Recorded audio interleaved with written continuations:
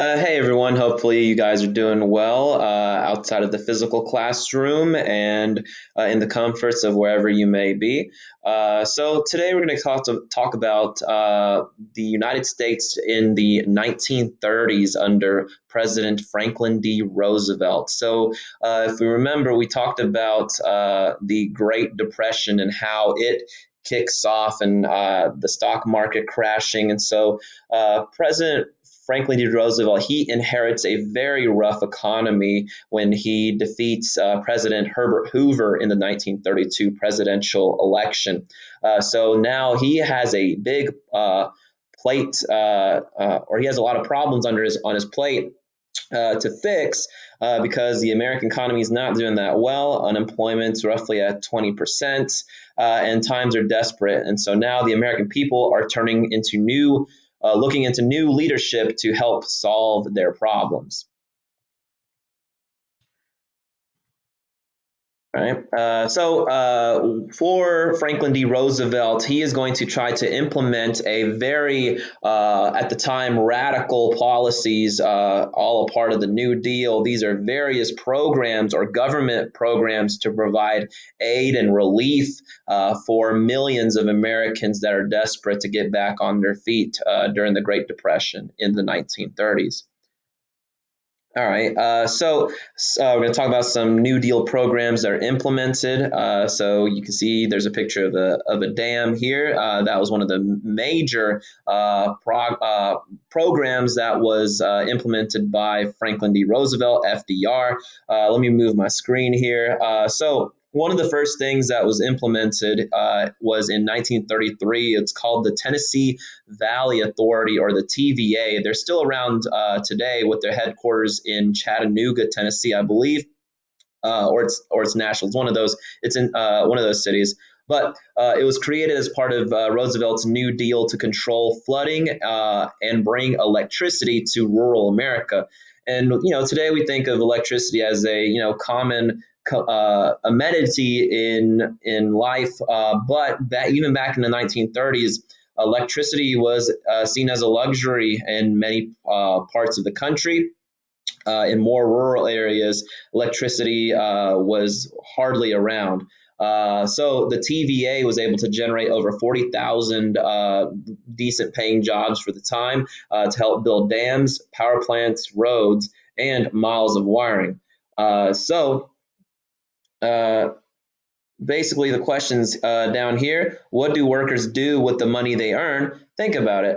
During the Great Depression, when there was a lot of overproduction and underconsumption, it basically was one of the major causes of the Great Depression in the first place. So now, with workers having money, they have more buying power. That means they are able to now spend more and put more of their money towards the economy, which is basically a domino effect of trying to rebuild and stabilize the American economy through a rough time. Also, another key legislation that was passed during the New Deal era is called the Wagner Act and the rise of industrial unionism, all a part of the labor movement. This was formed in 1935. It's called the Wagner Act, and so it allows or guarantees workers the right to unionize, at least in several states. Of course, depending on where you are, unions can be very strong or essentially non-existent.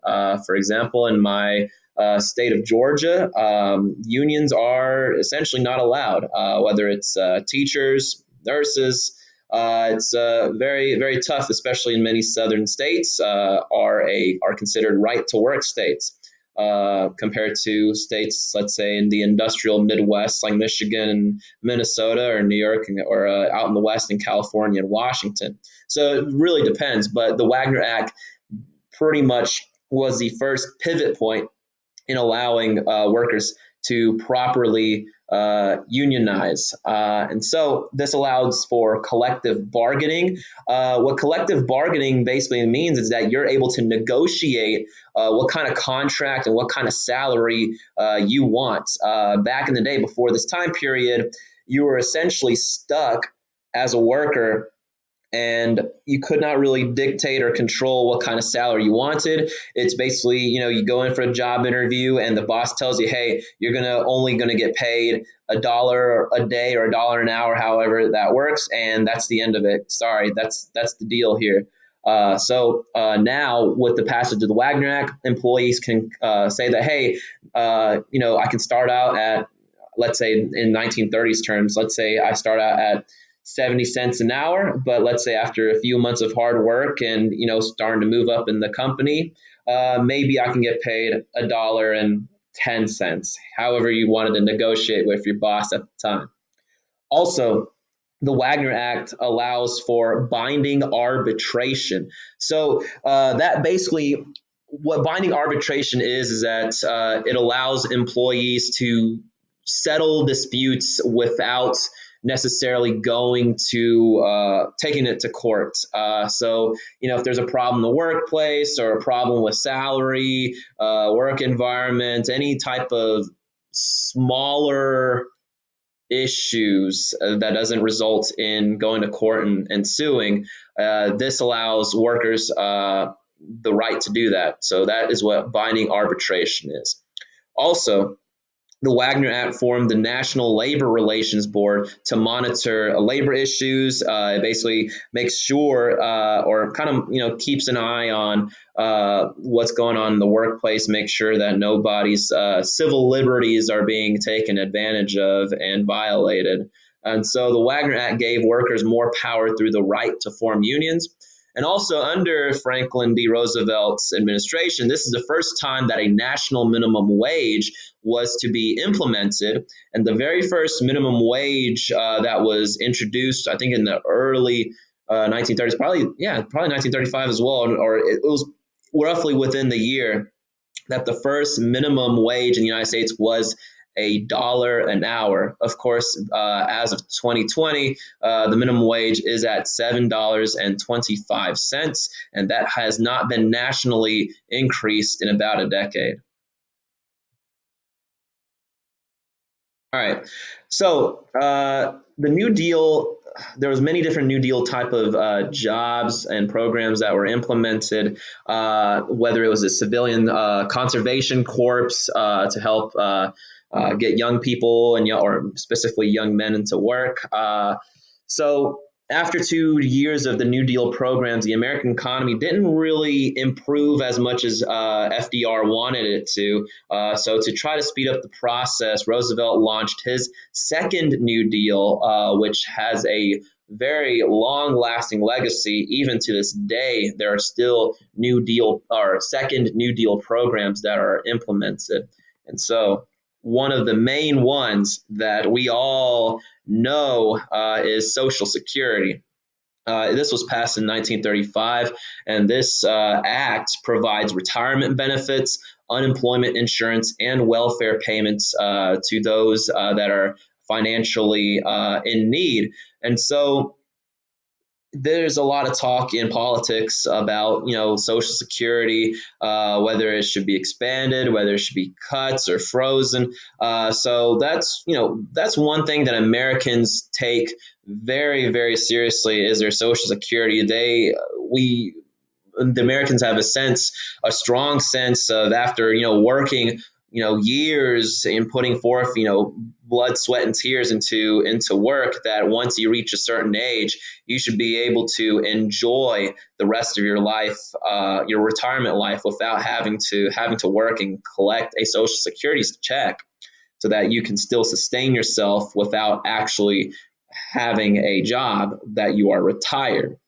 So Social Security is very, very important for millions of Americans. But this question of Social Security has come up time and time again, especially with the current generation known as the baby boomer generation. Within the next decade or so, they're going to start to retire. And the Social Security, the amount of money in there, a lot of questions will be asked, and hopefully we'll have some answers on that. as a millennial myself, I'm optimistic and a bit pessimistic as well. It's a nice little mix of seeing how much Social Security will really be there once I reach the age of retirement. So, probably the most well known first lady of all time was Eleanor Roosevelt.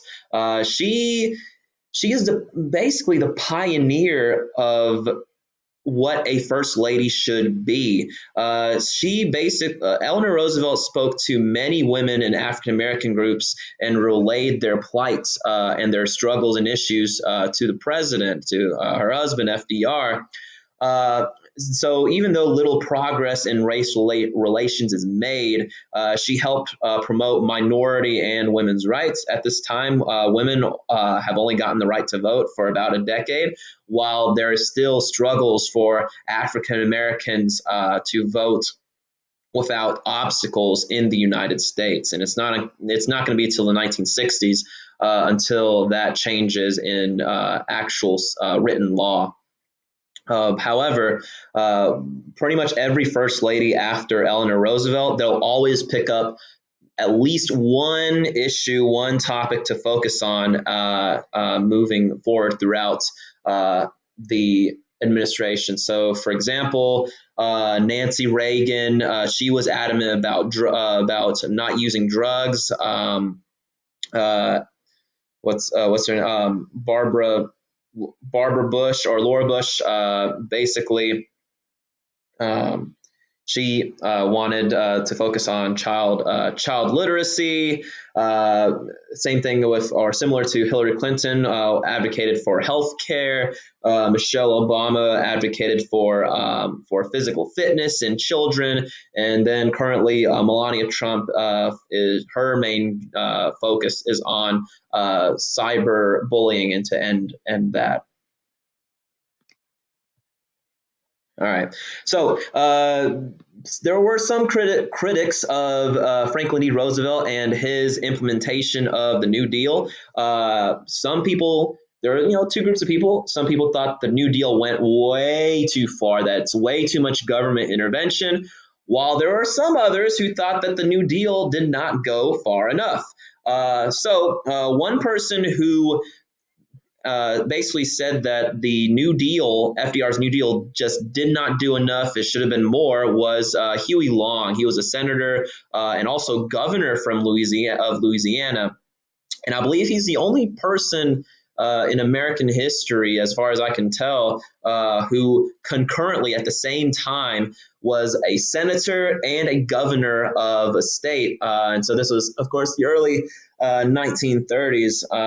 But I think it was Louisiana state law that said that, hey, Huey, you can't be both governor and senator. That's way too much power for one person. But Huey Long said that FDR's New Deal plan did not go far enough. He started the Share the Wealth clubs in his state of Louisiana, believing that the government should take money from the rich and give it to the poor, raise taxes exponentially. So he tries, or actually he wants to run for president and primary FDR in 1936. However, before that's able to happen, he gets assassinated in 1935 outside of the Louisiana state capitol in Baton Rouge. So the backstory of this is that Huey Long, he, even though he's governor of Louisiana and also senator for Louisiana for a little bit, he is, back home. He has a lot of criticism of being way too powerful, and so Huey Long tries to stack Louisiana's Supreme Court by nominating judges that were cozy to his policies. And so, in order to do that, he tries to remove some judges from Louisiana's Supreme Court. And so he fires one of the judges. And so I believe it was one of the judge's sons or nephews, a family member. The family member of the judge that was fired by Huey Long, he comes up to Huey Long and shoots him and kills him. And so Huey Long gets assassinated in 1935. And so that, of course, ends all challenges to Franklin D. Roosevelt from the Democratic side, because Huey Long was a member of the Democratic Party. and I believe he has a couple of kids, and they were also involved in Louisiana politics for a while afterwards.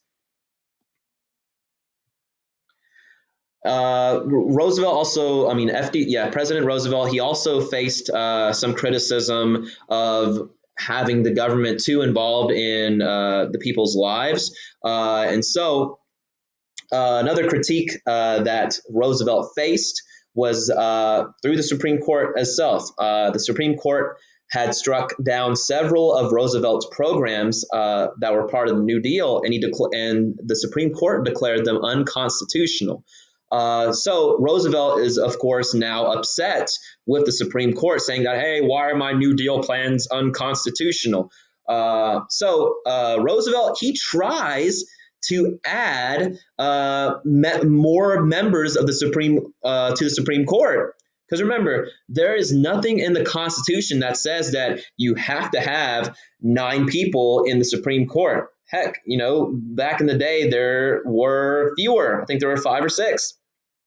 So yeah, there's only 9 at the moment. Can correct me if I'm wrong, but nothing in the Constitution says that you can add 100 Supreme Court justices, or a bill could be passed that said that Supreme Court justices can only serve 10 to 20 terms. But of course, as it stands now, once you are appointed as a Supreme Court judge, you're there for life until you die, retire, or just do something, commit a crime. So it is very difficult to be removed from the Supreme Court. But anyways, uh, Roosevelt attempts to control the Supreme Court. He sends Congress a bill which allowed him to increase the number of justices on the court. So this attempted to allow Roosevelt to appoint judges who were more friendly towards his New Deal policies and would not declare them unconstitutional. Many people and lawmakers criticize this as, a way of trying to give Roosevelt way too much power, and they did not want that to happen because the American people don't want a king to rule the country. So, after much protest by Congress and many Americans, the bill to increase the amount of judges in the Supreme Court was killed in the Senate. It had no chance. And so, this basically sent a message to Roosevelt saying that, hey, you overestimated your power. Sorry, let's bring you back down to earth. You are a president, not a dictator. So, across the other side of the pond here, in the world, through the 1920s and 1930s, in world history, of course, many countries start to see a rise in dictatorship. Countries like Germany, Italy, Japan, Russia, also known as the Soviet Union. Times and tensions were tough around the world. We saw there was the rise of Adolf Hitler, who was the dictator of Germany. And World War II will soon begin in September of 1939. Just like in World War One, the United States will start neutral and not be involved in World War II. It's going to take a few events, or one major event, in order for the United States to officially join World War II. But anyways, the United States, the government, passes what's called the Neutrality Act. So, as not only the United States, but the world still struggled to emerge from the economic depression of the 30s. And so many dictators in several countries began to gain power, sending the message that, hey, we must, restore our old glory, and listen to me. I'm going to be the one to be able to get us out of this mess and back to the way things used to be, that the economy would be great and people would have money and all that good stuff.